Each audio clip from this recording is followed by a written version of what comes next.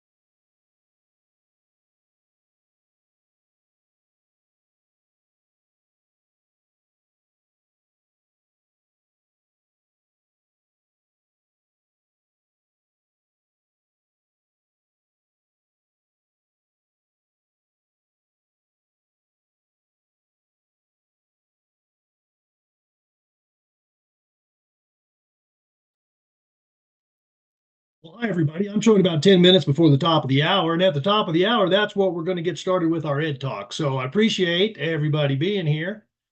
Thanks for making time for us. We'll talk soon, top of the hour.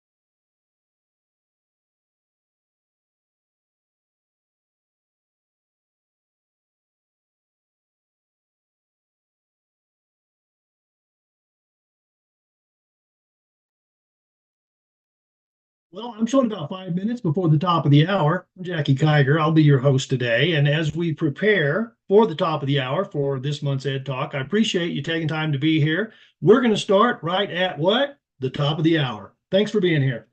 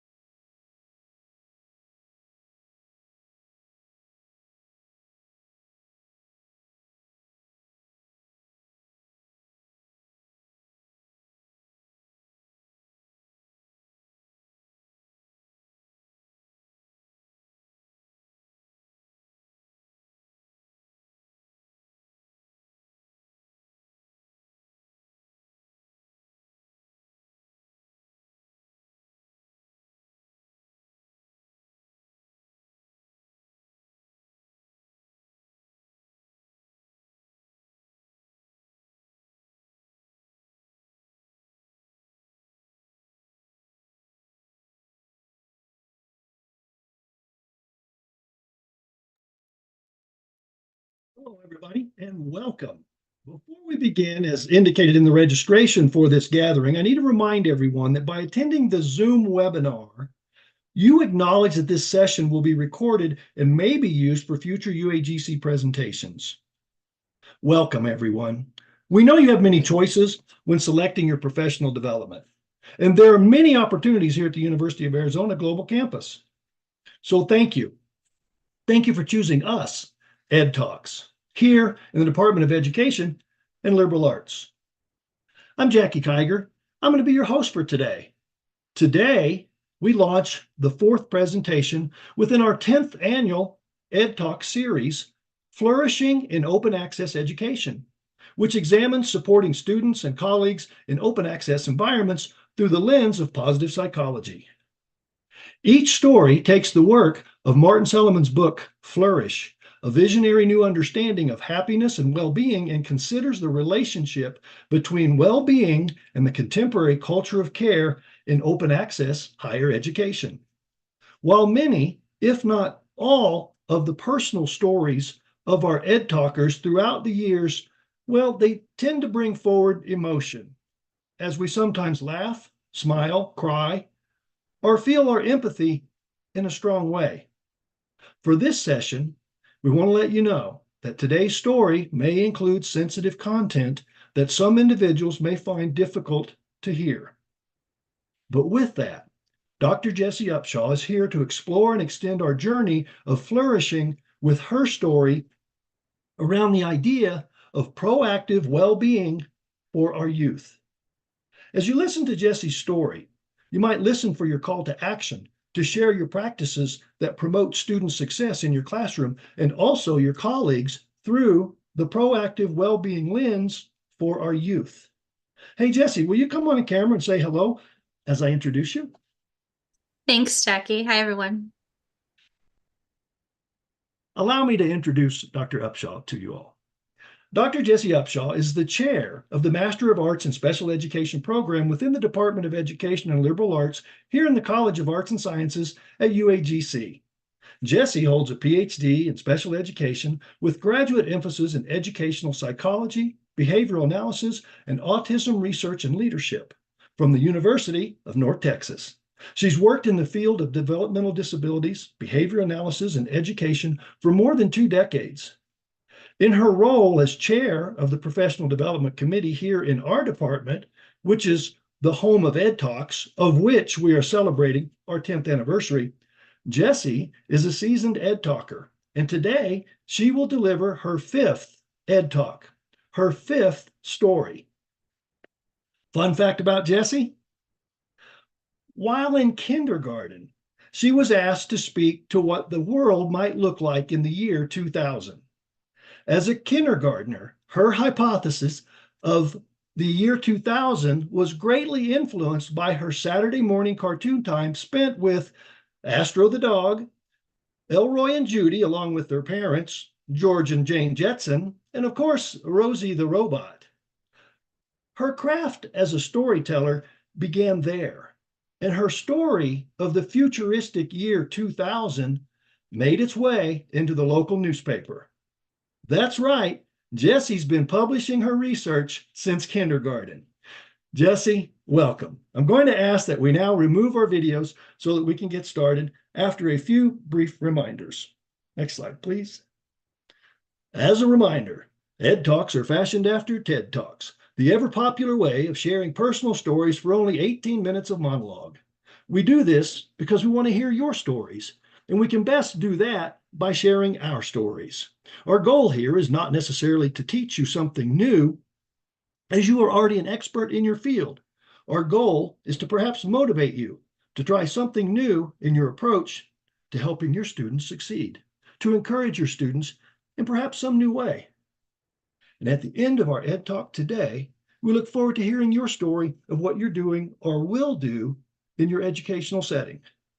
After Jessie's story, we'll invite all participants to share your reflection and practices. So with that, audience members, if you could please hold your comments and chat to the end. Jessie, the microphone is yours. Thank you, Jackie. Submitted for the approval of the Midnight Society. Are you afraid of the dark? Are you smarter than a 5th grader? You are the weakest link. Goodbye. Who wants to be a millionaire? The truth is out there. In October of 1994, 3 student filmmakers disappeared in the woods near Burkittsville, Maryland. Whatever you do, don't fall asleep. Come on down. This is your brain. This is your brain on drugs. Any questions? Outwit, outplay, outlast. Is that your final answer? As a member of what many call the Zennial generation, I find myself caught between the memories and experiences of Gen Xers and millennials. I remember the simple joys of my childhood, Saturday morning cartoons, playing kick the can across our entire neighborhood until the streetlights came on, and the excitement of a new episode of our favorite TV shows that came on only once a week. But amidst these fond recollections, there was also a sense of uncertainty, of growing up in a world overshadowed by fear of the unknown. As you listen to my story today, keep in mind these 3 questions that we will examine together at the end. How do current college students differ from past generations in their expectations, values, and views on success? What role do higher education professionals play in shaping a culture that values balancing well-being with achievement? And how can we integrate flourishing into curriculum and classroom to promote a holistic approach to education? Now, back to our regularly scheduled programming. From the iconic tunes of the 70s to the neon-soaked streets of the 80s and the dawn of the internet age in the 90s, each era brought its own unique blend of nostalgia. Which ones hit home for you? Let me take you on a walk down memory lane. Popping quarters in the arcade for Pac-Man, Space Invaders, Donkey Kong, and Street Fighter. Singing along to the many TV jingles of Schoolhouse Rock, Scooby-Doo and Smurfs, or Thundercats, Transformers, Magic School Bus, or SpongeBob. I mean, I can still jam out to the DuckTales theme song any day. Life is like a hurricane here in Duckburg. Then there was gathering around the TV for family sitcoms like Sanford and Son and Boy Meets World, Family Matters, and The Fresh Prince of Bel-Air.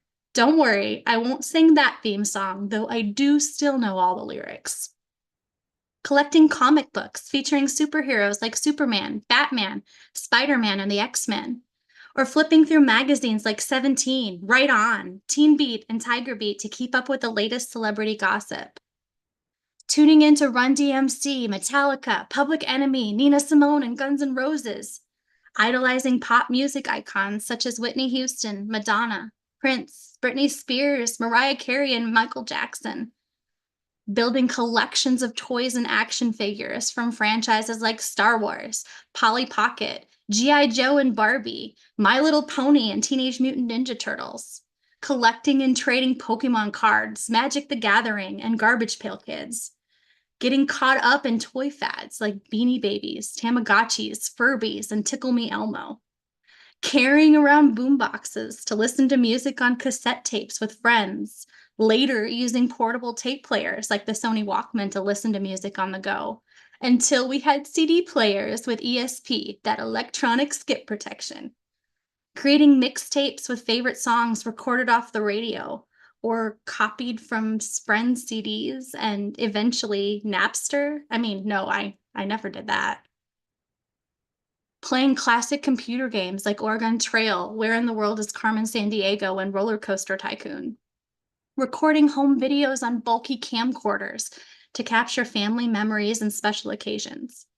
Going outside to move the TV antenna, or having to get up to change the channel before remote controls came to be. Using payphones and phone booths to make phone calls when away from home, and learning that trick to call collect, leaving your entire message instead of your name so no one had to pay for the call. Hearing the dial-up internet beeps for the very first time.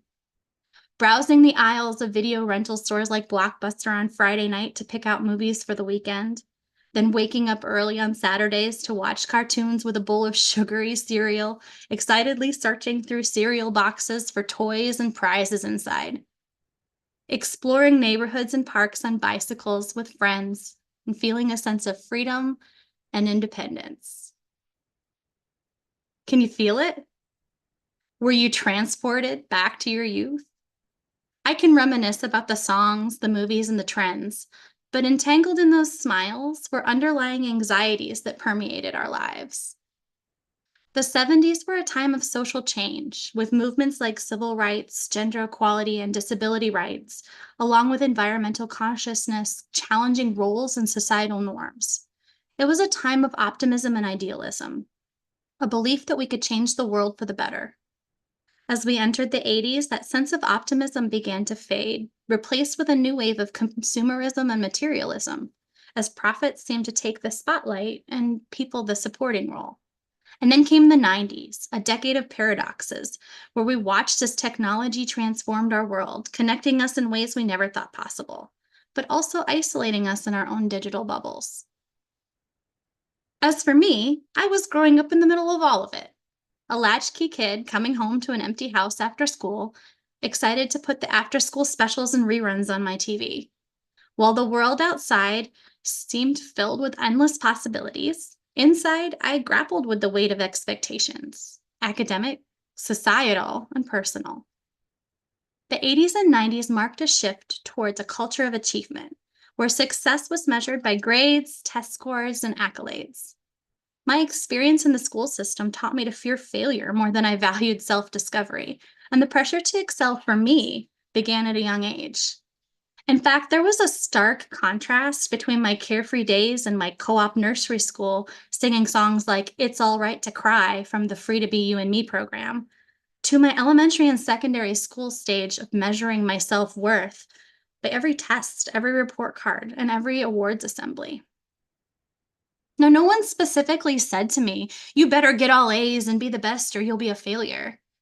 But that was the message I heard loud and clear, whether as a result of a personality trait of mine or a culture of if you're not first, you're last. Early in elementary, I was identified as gifted, something we didn't talk about in my house, and I rarely talk about to this day. My parents didn't bring it up because they wanted me to stay humble, and I didn't talk about it because I did not want to add any more mounting pressure. Want to know something else we didn't talk about in the 1990s? Mental health supports, depression, anxiety, suicide, disability, and burnout in children, and what that might mean as those children grew. The incident cases of depression worldwide in 1990 numbered 172 million. In his 2011 book, Flourish, Martin Seligman called out how depression now ravages teenagers, when in the 1960s, the average age of onset was about 30. Well-being and mental health support were notably absent in my school days. Sure, we had weekly guidance lessons from the school counselor. I vaguely remember most of them using scare tactics to warn you about what not to do, not really guiding us on what we should do to cope. No lessons on well-being, just a lot of big no symbols. No bullying, no entry, no parking, no diving, no smoking, no drugs. And that's about when drug abuse resistance education, or DARE, entered my life with good intentions to deter drug use among youth, but has faced criticism for its reliance on fear tactics and simplistic messages. Surrounded by these fear-based tactics and the promise of being prepared for the rat race to come in adulthood, the school days continued on for me as I tackled extended courses and GT programming alongside my classmates. Pressures mounted. But it wasn't just academic pressures that weighed heavily on our minds in those growing up in the 80s and 90s. The specter of the Cold War still loomed large, casting a shadow of uncertainty over our future.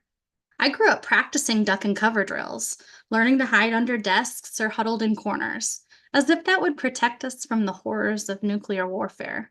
In fact, I remember asking a teacher how a textbook and a desk was going to protect my head and neck if the school fell down around me. Her only response was to remind me that part of the drill was to be quiet. As an adult, I realized that was because she agreed with me.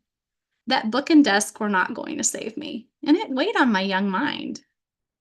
Now, don't get me wrong, my school days were not filled with doom and gloom. Beyond the pop culture nostalgia, there were summers growing up next to a lake, school dances, basement and cornfield parties, ice cream stands and football games, bike rides, and the lull of life in a village in the Midwest in that era. There were countless exciting and privileged moments in my experience of childhood for which I am grateful and I treasure dearly.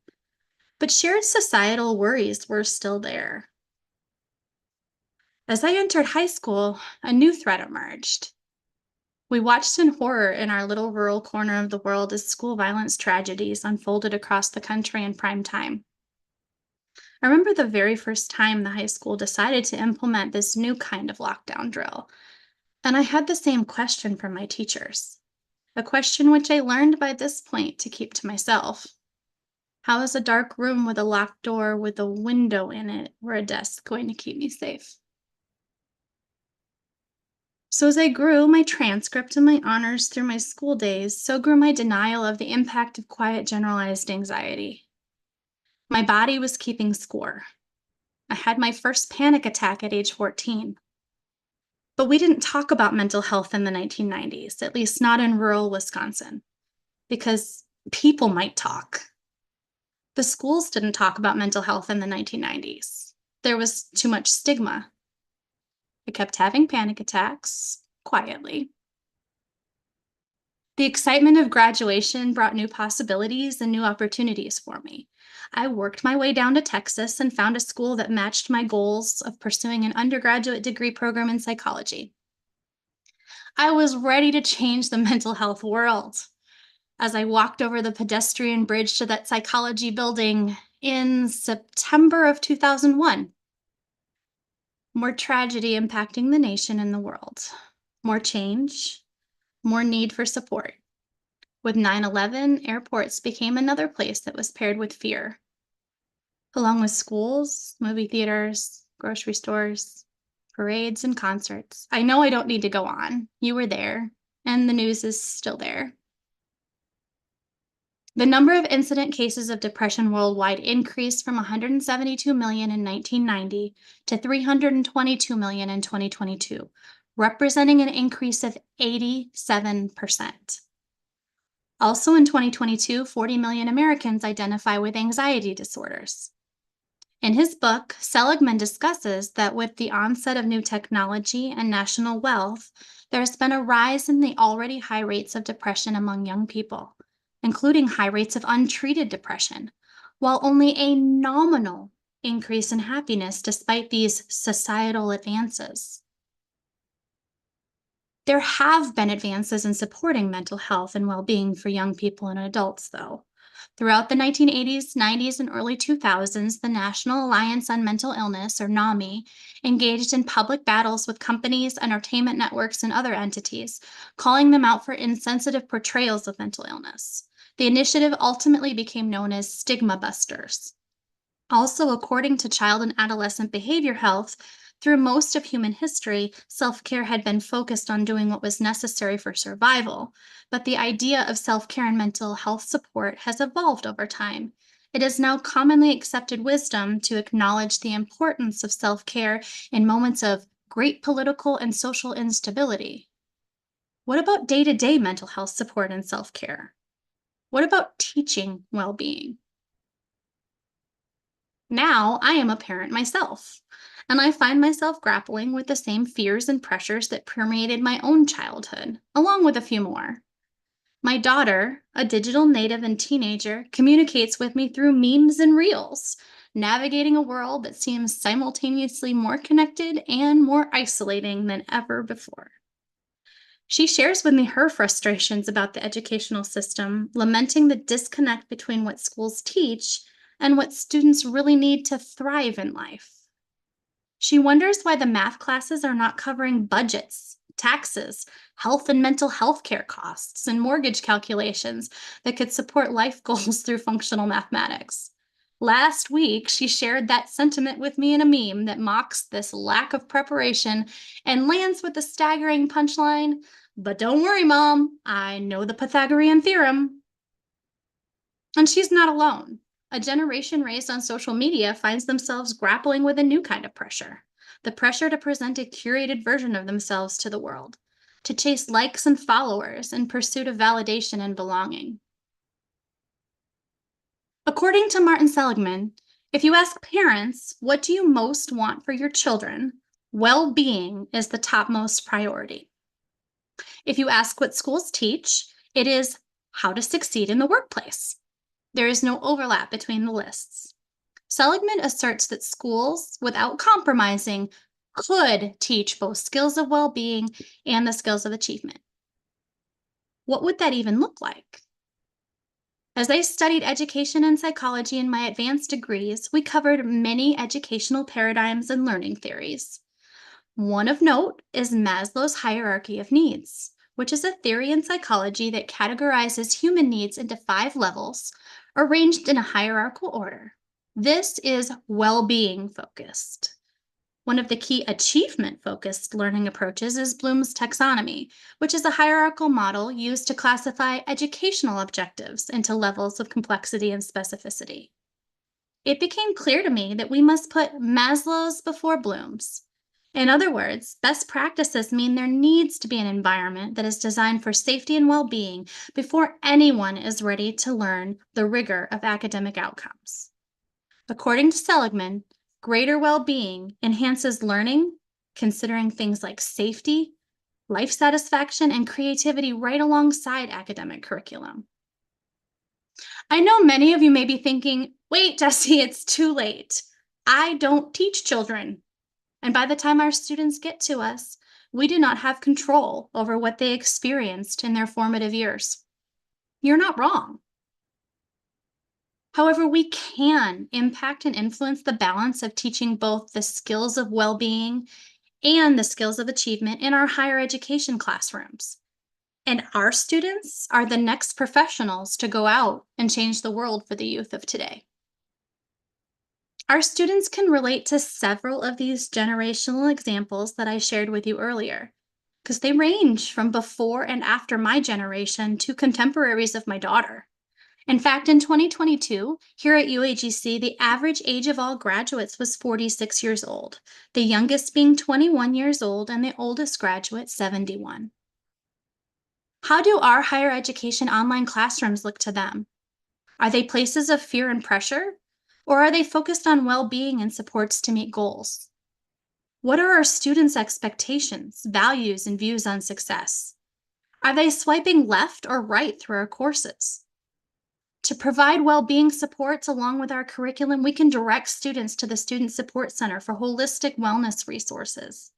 I share an announcement in week 2 that is solely focused on self-care and well-being for my graduate students. Flexible office hours offer opportunities for individualized well-being and academic support together. Our Ed Talkers from earlier this year, Doctors Ellen Beatty, Deborah Carpenter, and Kara Metz, reminded us of the value of strengths-based feedback and communications. We can consider well-being in our instruction through career application examples, responses to student reflective journals and discussion questions, and organizing connection-building activities amongst students in the cohort or course. A focus on well-being alongside curriculum aligns with the UAGC culture of care. Bringing mindfulness, humor, and connection into the classroom through our individual communications, our announcements, our discussions, and our feedback are just the tip of the iceberg, much like the epic film from my high school days, 1997's Titanic. Students bring their different personal nostalgia, life experiences, and perspectives with them into our classroom. It's time for educational experiences that support the whole student in both well-being and achievement. Martin Seligman warns that if we're not careful, this may be the last generation to do better than its parents. And parents want their children to have more well-being than they had. He says it's time for a new prosperity. And so I leave you with this challenge. Let us be the change we wish to see in the world for the young and the not so young. Let us prioritize well-being alongside achievement, and in doing so, create a brighter future for generations to come. Thank you. Back to you, Jackie. Jesse, thank you. Thank you for simply being you, sharing your story, and for that nostalgic walk down memory lane that ended with a peaked and pointed awareness to the well-being of ourselves and our students. As I listened to your examples of life's nostalgic influence, it certainly did take me back. And I appreciate those reminders of, for me, watching the original Batman series, riding my bike, living in a world where there were only 3 television stations. I also remember watching as a kid in confusion the evening news as the Vietnam War unfolded in front of us. My mom would always change the channel. I was a preteen watching all the older kids in my neighborhood check their mailbox for draft inductee notices. I miss Batman. I miss riding my bike, but I don't miss that. But life shapes us, as you've shared. Life shapes us.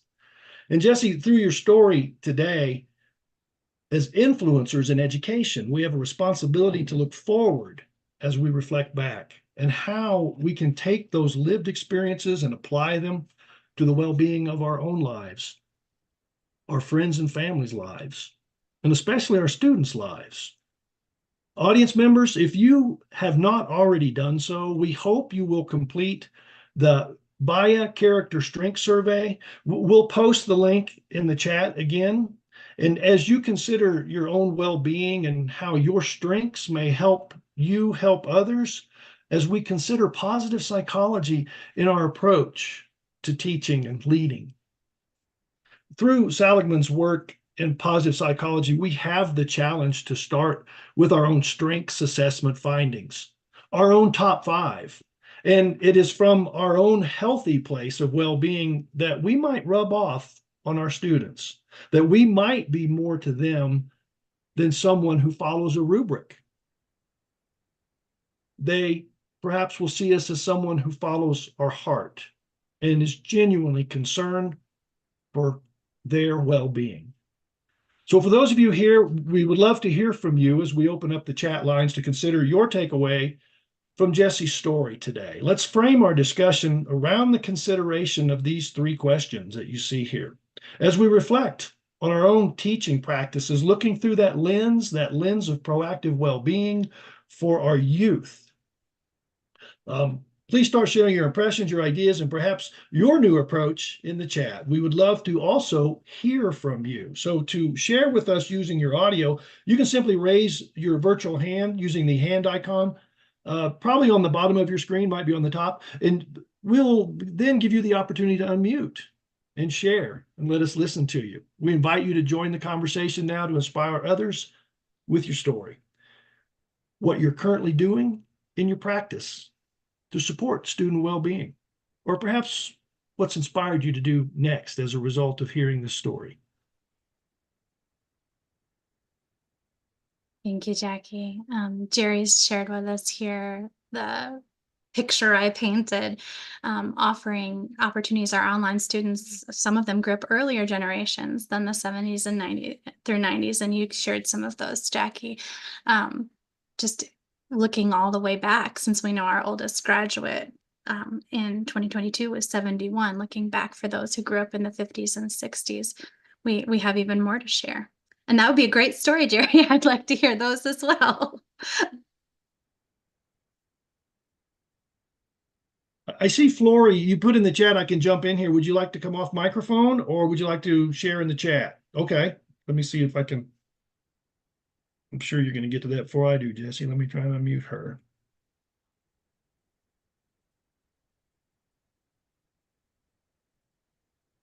I've lost her. Hang on a second here. Good afternoon. Oh, there you go. Thanks, Jess. Yeah, we can hear you, Flory. Go ahead, please. Fantastic. So first of all, Jesse, that story was absolutely fantastic. Your perspective was definitely close to home, and I can totally appreciate that. With that being said, so currently I work for a New York City hospital. I worked in the Bronx for a very long time, which is not a really friendly place. And I also teach forensic psychology to an agency that deals with, criminalists within the federal and state agencies. In short, it's good to understand what the people are going through. Like, we don't know what they're going through in the back end. So what you say matters, what you do matters. But in the same token, a lot of what people have been dealing with is the sensitivity issue, whereas the world's a very, very cold place. So it's good to give them a little bit of the ability to deal with that. And I see that the modern education system doesn't really do that. It doesn't do a great job at saying, listen, we're going to give you the best support we can as academics and professionals, which is great. But the reality is the world's a very cold place. So if we can give them the grounding that these individuals need dealing with the careers that they do, especially those in law enforcement and dealing with some of the worst people in the world, we're able to take that and pivot it forward within their lives, which I think is very, very important. And it's often the elephant in the room in the education system. So potentially I'd like to hear your thoughts on that as well. Bringing in well-being to the education system, no matter where we're talking, and bringing it into supporting professionals out in the field, I think is paramount. You obviously have more expertise in that area than I would in the area of law enforcement, but just bringing it forward and talking about it, reducing the stigmas that we're coming out of in prior decades, and being explicit and supportive and building it in and transparent would be my response to everything that you just said. And I would agree with you. So when I was working in the Bronx, I was actually run over by a truck, and I actually was part of the alumnus award with UAGC prior to my graduation. And what that taught me, coupled with my education here at UAGC, was the fact that, we're able to be the people we can to help those around us and not get dejected by the incidents that are going to happen regardless of your outcomes and regardless of your background. So you are certainly correct. Thank you so much. We appreciate you coming on and sharing your expertise. Absolutely. It was a pleasure. Thank you so much. Thank you, Lori. Yes, thank you. Thank you for sharing. And if there's anybody else that would like to come on the microphone, certainly you can just indicate in the chat or raise your virtual hand, and we'd love to let you do that. Jesse, you said something, I'm going to have to paraphrase it, that Seligman said about, for the first time, the parents and the students, it won't be that we leave them in a better place. Am I saying that exactly right? He indicated this may be the last generation where children do better than their parents. That's pretty profound if you think about that. And, I grew up where my parents were in that realm of the greatest generation.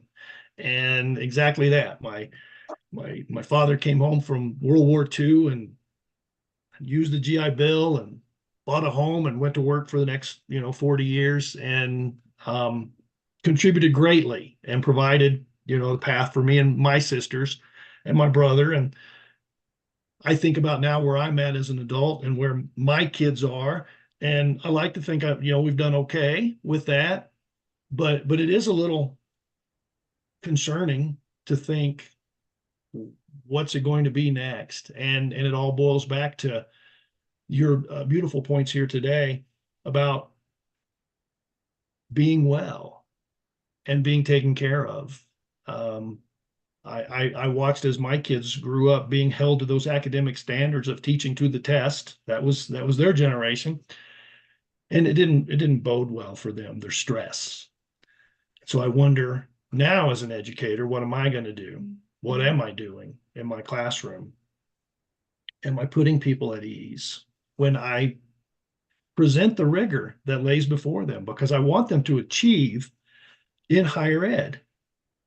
And achieving in higher ed is being held accountable, being held to this standard of rigor. And I'm wondering now, how well am I presenting a safe space as I introduce that rigor? Thank you, Jackie. I see a couple of questions from Marie and Flory in the chat indicating what did Seligman mean by doing better than their parents. He was referring in the book to a correlation between national wealth and success being measured through those components. And I think that you both were alluding to the fact that what do we mean by success and doing better, because he does call for a change in defining success to include the measurable components of well-being beyond national wealth. And I appreciate you saying you'd order the book there, Flory. We'll speak about that in a bit. I hope everyone will. Michael Robinson talks here in the chat about his dissertation research and focusing on well-being and supports, and mentions some examples of doing Zoom check-ins with dissertation students, offering emotional check-ins for students in the course. And I think those are some great examples, just encapsulating how well-being can go right along with our academic outcomes. He mentions the culture of care here and making sure that where there is an emotional support for our students just as much as we are for our academic supports. Thank you, Michael. Cindy, I appreciate you speaking about your adult children and how much better they are at self-care and work-life balances in their life as you see them, and the adults that they are. That is so true. I learned a lot from my kids just to, everything doesn't have to be a plan. And I'm a planner, and sometimes my plans get in the way. And if I watch my kids, it seems like they're having a better time at it. So maybe I shouldn't plan as much. So thank you for that, Cindy. Jen Robinson kind of echoes that as well, that indicating adult children being better at balancing well-being with work, and they've shifted to see how their work is versus how they see their well-being. And she's grateful for that. Just kind of piggybacks off of Cindy's impressions there. Thank you, Dr. Beatty, for bringing in some components as well. Ellen mentions we now know the importance of mental wellness and cognitive performance from neuroscience. We have this information. It's our responsibility as educators to create the most optimal settings and environments for learning and growth, the science behind well-being. Thank you. Yeah, as we consider these things, and before we run the clock out here, being in this experience, let me be a little more pointed. What can we do differently in our classroom? What can we do in this example where I teach online classes? Because I know not everyone does that might be listening, but I like to think I post good announcements. I like to think I do this. I like to think I do that. But as far as the well-being, any ideas on perhaps how we lift that up with our students?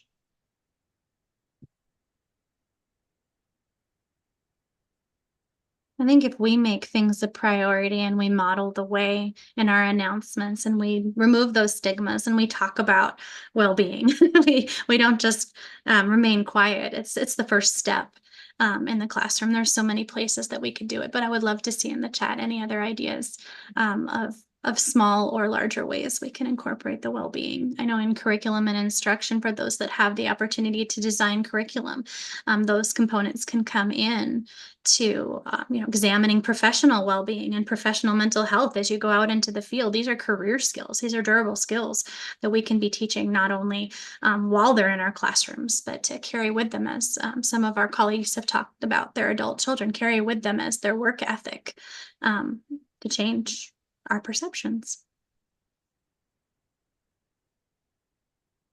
I do want to mention before we do get close to ending here with some of the topics that we talked about today, if you or someone you know is struggling or in crisis, help is available. I am going to put some links in the chat and they'll be available on our Ed Talks homepage as well if you need any supports there. Thank you for that reminder, Jesse. And I know as an educator, I'm going to probably heed your good advice on maybe going back and reviewing Bloom's and Maslow's and see how can I perhaps maybe not lean on one as much as the other until I've spent a lot of time on the one. I don't know if that makes sense, but I get what you're talking about, and I appreciate that visual example that you shared with us. And as our time is winding down, we thank you all for being here, and you know that all good things certainly must come to an end. Please reference the chat box or the QR code on your screen for a link to the Ed Talk homepage, where this recorded Ed Talk will be archived for future viewing, along with certificates of participation, as well as the link to the strength survey. You will also find the link to the Ed Talks homepage in today's invitation. We again want to acknowledge the work of, next slide please, Martin Solomon, and for inspiring his series. Consider finding yourself a copy of that book. Again, the title, Flourish, A Visionary New Understanding of Happiness and Well-Being. Please mark your calendars for the second Thursday of most months from now until October. Same time, same place, same bat channel to continue our series and discussion. Please come back and join us for our next session on May the 9th, as Dr. Yolanda Harper will share on the topic of the grit intelligence paradigm. We thank you for joining us today, and a huge thank you again to Dr. Jesse Upshaw for sharing with us today to inspire our next steps in supporting our students and supporting one another. On behalf of our Associate Dean, Dr. Denise Maxwell, and the UAGC's College of Arts and Sciences Department of Education and Liberal Arts, we wish you a safe, healthy, and impactful April. And we'll see y'all next month. Thank you for being here. Thank you.